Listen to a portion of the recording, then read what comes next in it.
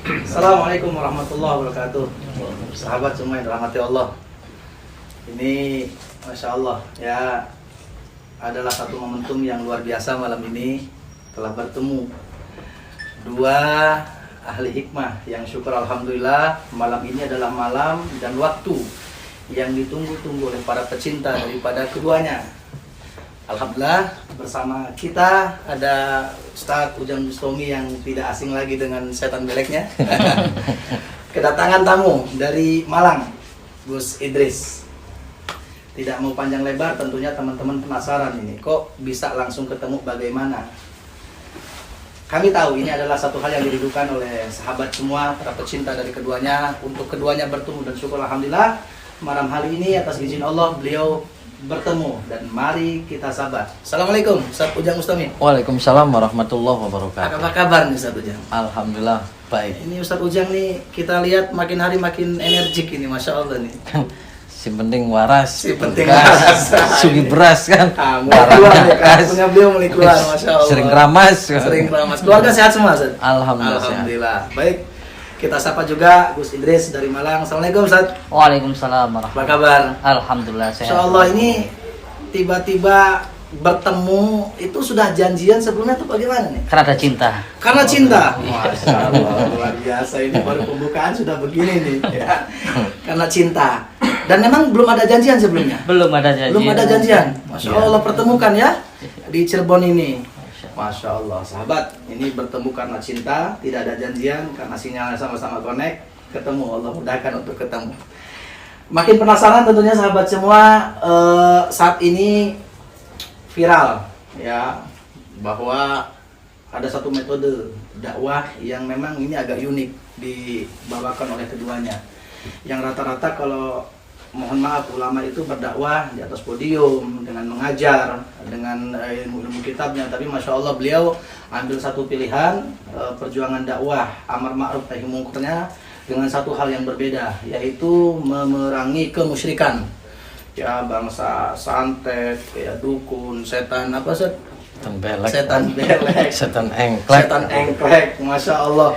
Nah ini motivasi ini Ustadz Ujang awalnya gimana Ustadz, kok tiba-tiba kepikiran begini nih, idenya dari mana atau karena apa Ustadz Ujang?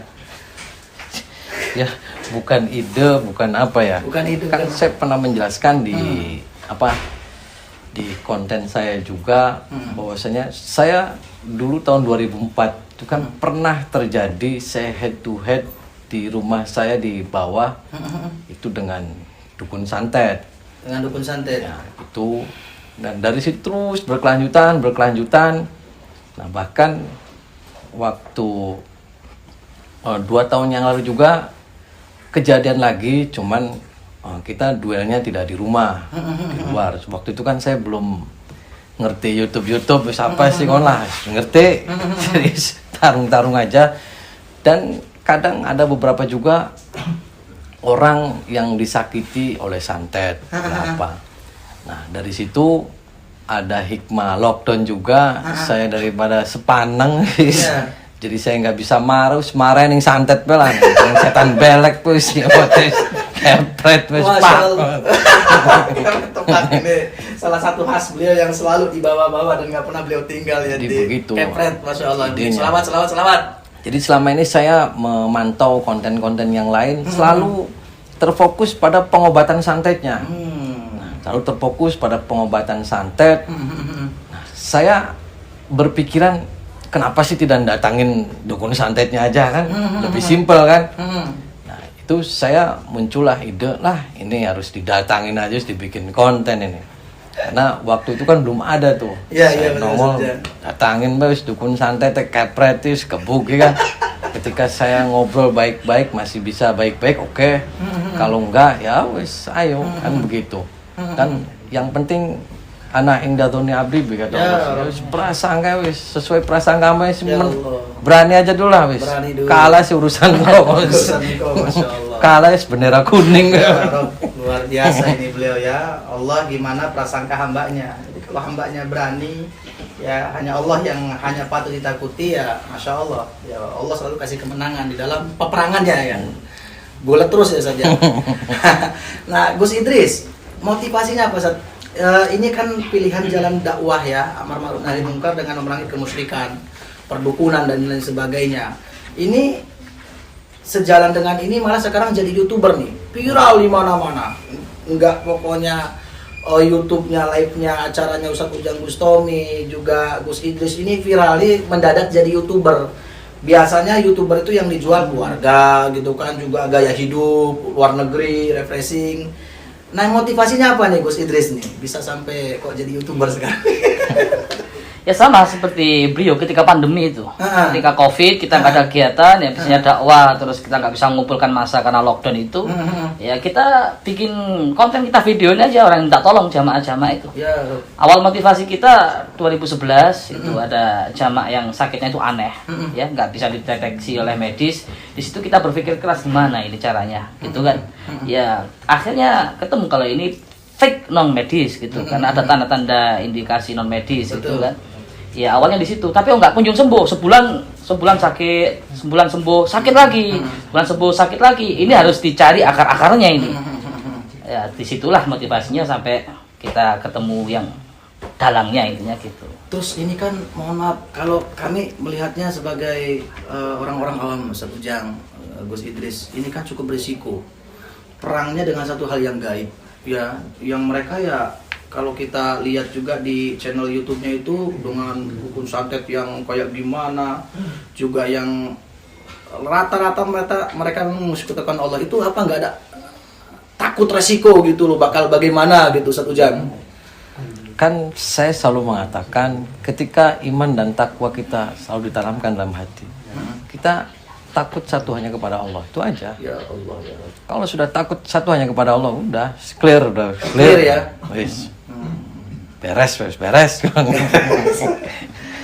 Dan ini juga, ini kan kalau kita yang awam juga nih, antara santet, sihir, juga dukun dengan hikmah yang kalau mereka tidak betul-betul faham, ini kan beda-beda tipis karena semuanya abstrak, tidak terlihat nih.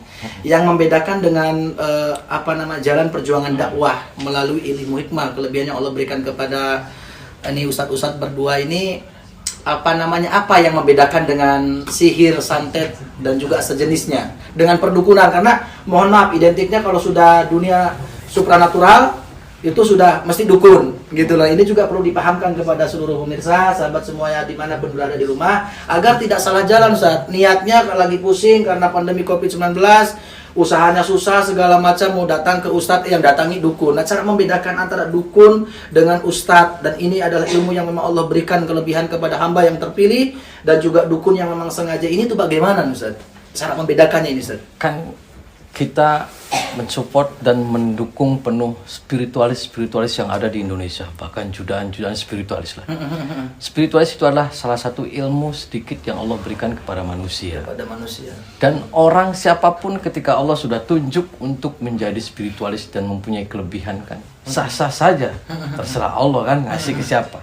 Hatta tukang beca, tukang apa, kalau sudah kata Allah diberikan kelebihan, ya kenapa tidak? Kenapa tidak? Karena segala sesuatunya yang manusia punya itu kan semua syariat. Betul. Hakikat tetap Allah. Saya mendukung semua karena saya yakin semua adalah itu syariat.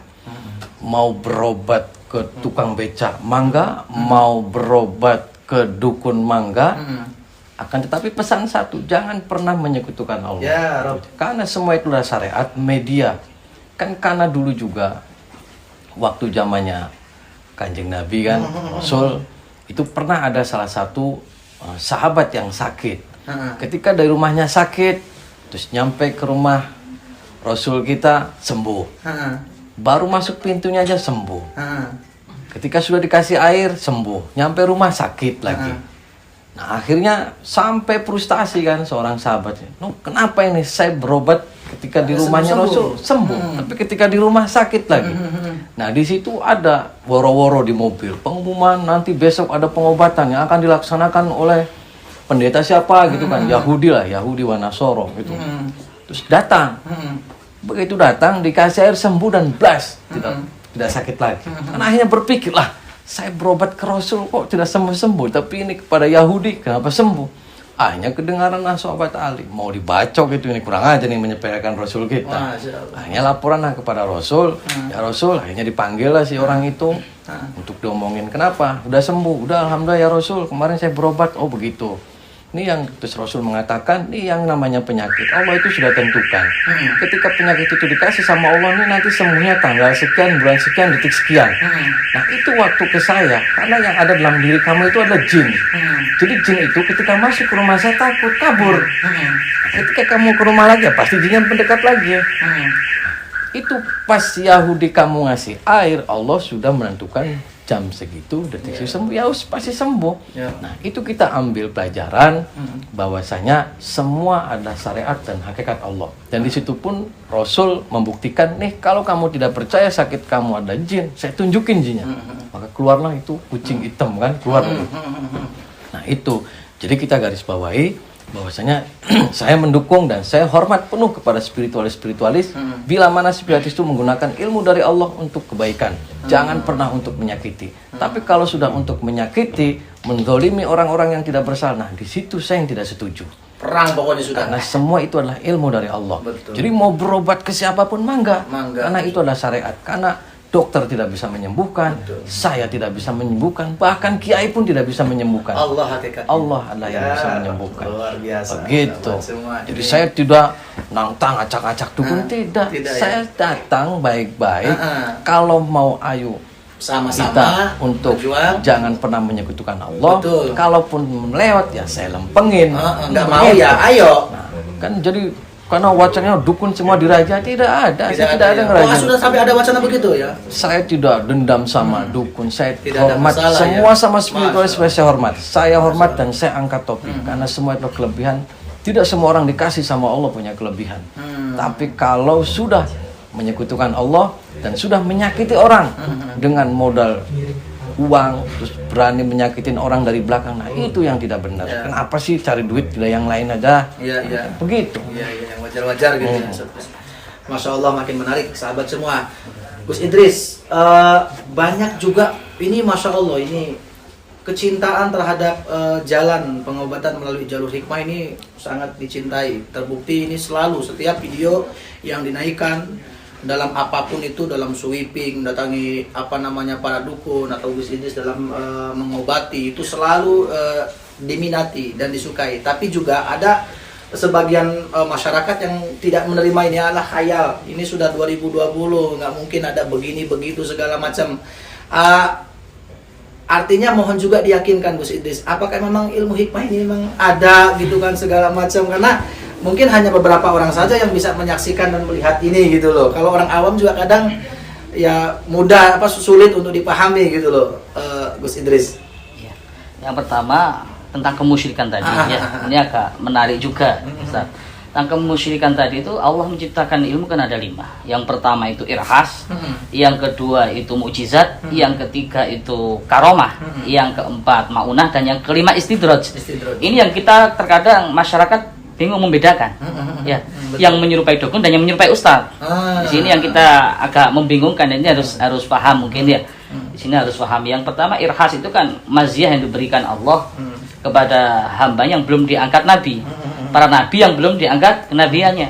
Kemudian mujizat ini kelebihan anugerah yang diberikan Allah untuk para anbiya, dan yang ketiga karomah para wali min auliyaillah gitu. Yang keempat maunah, dan ini kita pun insya Allah bisa mendapatkan maunah dari Allah. Semuanya bisa sakti lah kata beliau ya. Bisa menembus batas di situ. Dan yang 5 ini yang susah, yaitu istidraj. Ini saya mau cerita dikit aja. Di kampung saya itu ada orang yang supranatural luar biasa spiritualnya. Disegani orang banyak. Nggak berani orang macam-macam mau bilang apa, ini nggak berani. Kaya juga, hebat, sakti lah gitu ya.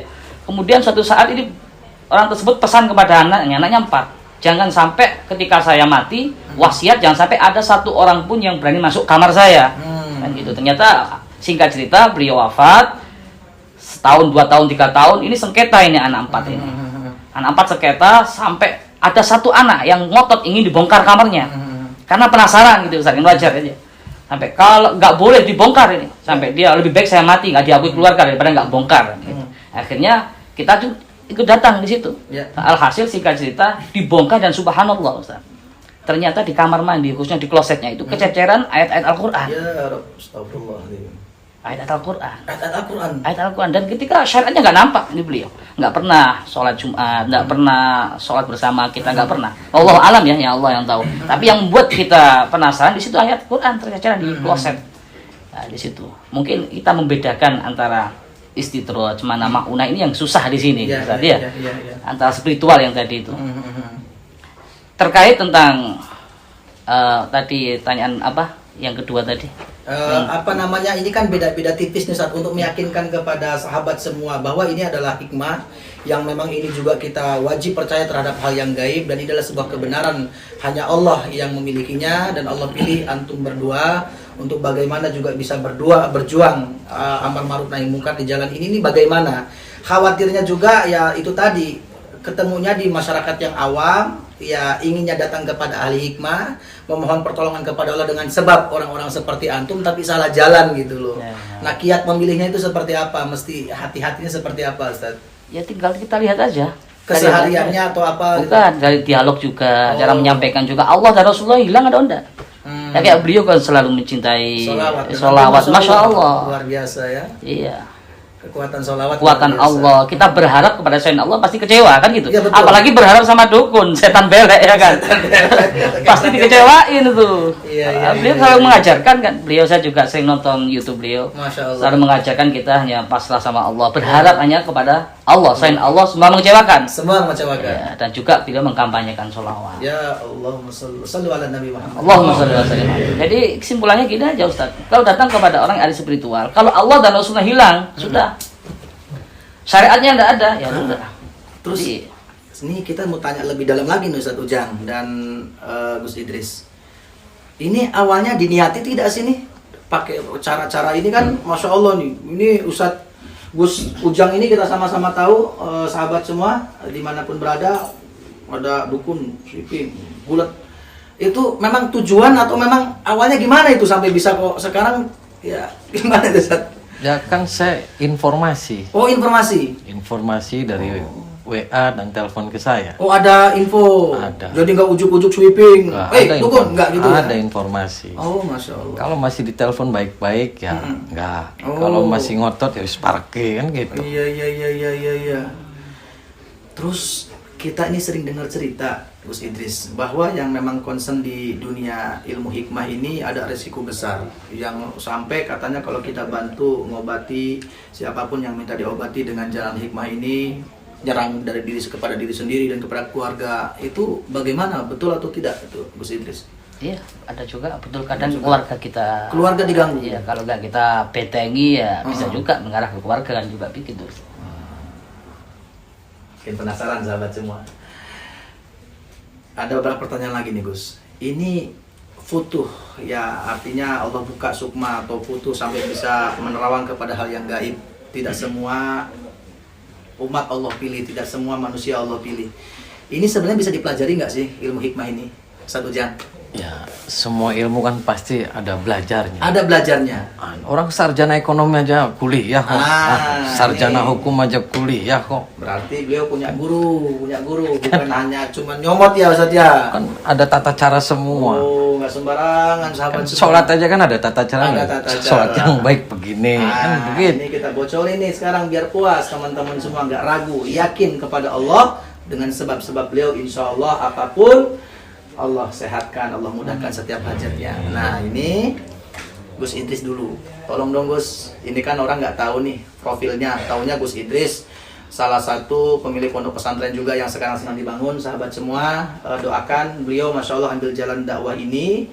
Juga beliau menerima infak ya untuk pembangunan pondok pesantren beliau, bahkan daripada hasil YouTube juga, Masya Allah. Nah profilnya dong Gus, selain antum dari Malang ini, antum belajar di mana, dapat ilmu bagaimana, lagi tidur datang atau bagaimana? Oh ya, ada lagu nih. Biar paham nih semua. Iya, awal kita belajar kita punya guru di Pasuruan, dan beliau juga punya guru di Banten. Oh, nyambung lagi deh.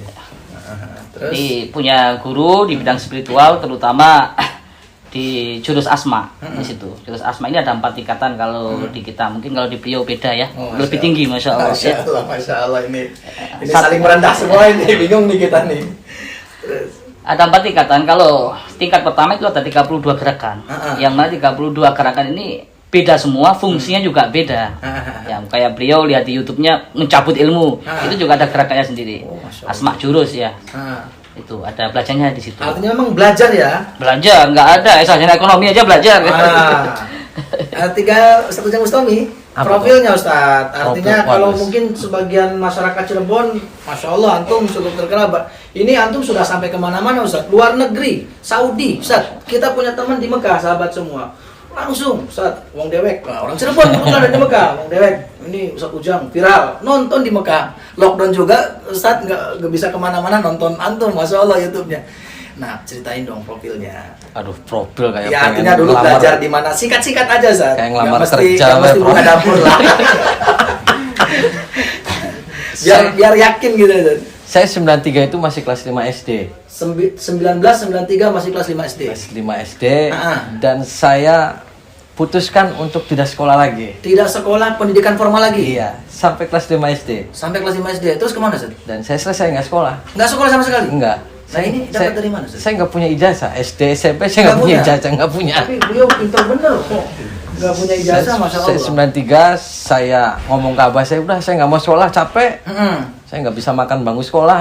Makanya saya Itu usia berapa Ustaz Ujang?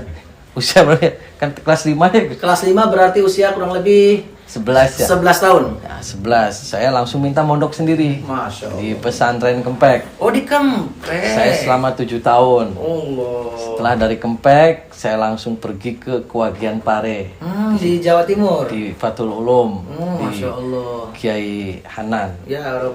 Masya Dari Kiai Hanan, saya terus ke Grobogan Purwodadi, ke Kiai Haji Ishak Al-Hafiz, Allahumma yarham. Allah yarham. Saya sempat juga ke Lirboyo. Nah, dan terakhir saya juga pernah di Cirebon lagi, di situ di Sindang Laut. Setelah itu saya terakhir untuk mondok di Tahfidzul Quran di Benda Bumiayu Sirampok. Masya Allah. Waktu itu cita-cita saya pengen ke Mesir. Cita-citanya bukan pengen jadi pendekar bukan? Ustaz? Enggak, mau ke Mesir. Itu abah saya masih ada, karena saya di Bumiayu saya untuk nyelengin, untuk menghafalkan Nabung Quran. ya. Masya Allah. Begitu dapat 15 juz, abah saya meninggal lah. Ya Rabbullah ya Ya Rahman. udah, Mesir nggak jadi, jadinya pesisir deh. Bisa aja nih beliau nih. Begitu. Masya Allah, baik sahabat semua, kita sudah kupas ya bersama beliau-beliau, dua manusia yang Allah, dua ustadz yang Allah pertemukan di Cirebon. Satu Ustadz Ujang Bustami asli kelahiran Cirebon, dan juga tadi profilnya beliau sudah ceritakan, dan alhamdulillah juga ada beliau Gus Idris dari Malang juga sudah menceritakan profilnya. Nah, terakhir pesan dan juga boleh tidak Gus, barangkali ada yang mau belajar nih. Wah, saya kebetulan sahabat ini nyimak di rumah nih pengen belajar di padepokannya Ustadz Ujang Bustami atau juga di Gus Idris. Boleh tidak belajar ilmu hikmah ini segala macam? Dan terakhir langsung ditutup pesan-pesan dari Ustadz Ujang Bustami dan juga dari Gus Idris. Silakan Ustadz Ujang dulu. Ya mangga saja. Mangga saja. Yang penting tempatnya anak, on. Tempatnya anak, ilmunya juga manfaat untuk membantu sesama manusia. Perangi kemusyrikan. Ya. Iya, pokoknya selawat. Wis kepret. Dan saya ucapkan terima kasih, Masya Allah, jazakumullah sangat jaza kepada Gus Idris Ya Allah. yang sudah menyempatkan waktunya untuk silaturahmi di gubuk saya, Gus. Ya, Rabb. Gubuk saya, dan saya tidak bisa menghormati Iya, karena iya. ya wis ning kampung lah, Ning wis kampung, kampung. Masya Allah, beliau sangat Lanjutkan mengerti, Gus Idris, dakwanya lanjutkan, terus lanjutkan. Wis, Masya jangan Allah. pernah takut setan belek, Ais. setan engklek, wis kepret wis lah, spak. Lanjut. Masya Allah, luar biasa ini karena hadirnya karena cinta, pesan-pesannya pun pesan-pesan cinta yang disampaikan oleh Ustadz Ujang untuk Gus Idris. Silakan Gus Idris. Ya, kalau mau belajar ya tafadhol, silahkan, monggo-monggo saja. Dan kami juga menyampaikan ribuan terima kasih kepada Ustadz Ujang Bustami Masya yang telah menyambut kita luar biasa sambutannya ya. Luar biasa. Tidak bisa membalas apa-apa juga kita. Cuma berharap beliau juga kapan bisa silaturahmi ke Malang langsung juga. bisa beliau. Pertanyaan satu dari saya nih. Kira-kira ada duet maut nggak untuk nih? Gitu loh. Ini kan ditunggu-tunggu nih. Wah, ini udah ketemu nih, tinggal kapan nih kita bareng-bareng. Anak makmum aja sama beliau. Wah. Ya, karena beliau lebih tua. Lebih Wah, tua. Masya Allah, jadi luar biasa. Gus Idris mengakui beliau lebih senior, tapi beliau yang senior merasa junior saja. Ini sama-sama merendah semuanya, Masya Allah. Baik, sahabat semua yang dirahmati Allah, mari kita doakan beliau semua Allah panjangkan umur dalam keadaan sehat, istiqomah dalam membantu sesama manusia, manfaat untuk umat, dan juga selalu Allah jaga, karena tentunya kita butuh sosok seperti beliau-beliau ini, dan mudah-mudahan Allah juga banyak pilih sahabat-sahabat seperti beliau-beliau berdua. Sekian dari saya, Bang Alvan. Assalamualaikum warahmatullahi wabarakatuh. Waalaikumsalam warahmatullahi.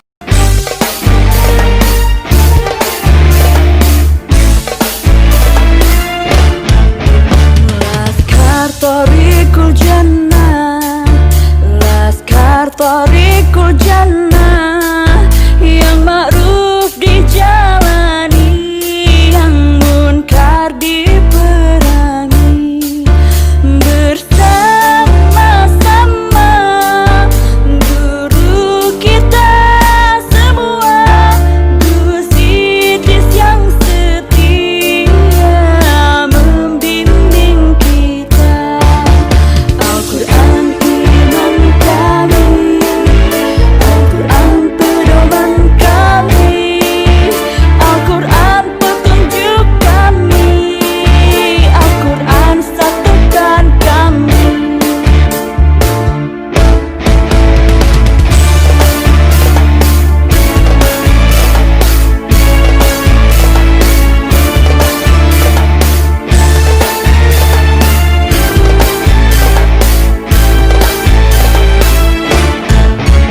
Walau berjuta kata fitnah pada ulama, cinta kami pada ulama tak akan sirna. Walaupun nyawa yang menjadi taruhannya, cinta kami pada ulama tak akan sirna. Aksi bela Islam, aksi bela Islam, aksi bela Islam, Allah Allahu Akbar. Aksi bela Islam, aksi bela Islam, aksi bela Islam, Allah Allahu Akbar. Al-Quran iman kami, Al-Quran pedoman kami, Al-Quran petunjuk kami, Al-Quran satukan kami. Wahai